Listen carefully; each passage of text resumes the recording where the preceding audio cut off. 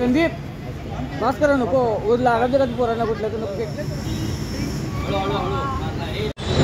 आज शामराव नगरमधील सर्व लहान मंडळींनी महापालिकेवर मोर्चा काढलेला आहे। शामराव नगरमध्ये सुविधा नाहीत, सुविधा तर नाहीत पण क्रीडांगणसुद्धा नाही। लहान मुलांना खेळण्यासाठी कुठेही ग्राउंड नाही आहे।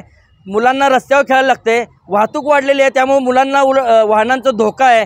घरात जर मोबाईल घेऊन बसलं तर आईवडील खवळतात, तर या शामरावनगरच्या मुलांनी खेळायचं कुठं? म्हणून आज चक्क शामरावनगरच्या लहान मुलांनी महापालिकेवर मोर्चा काढला आहे। या अगोदर कित्येक निवेदनं दिली, आंदोलन केली, तरी महापालिका प्रशासनानं याची दखल घेतली नाही।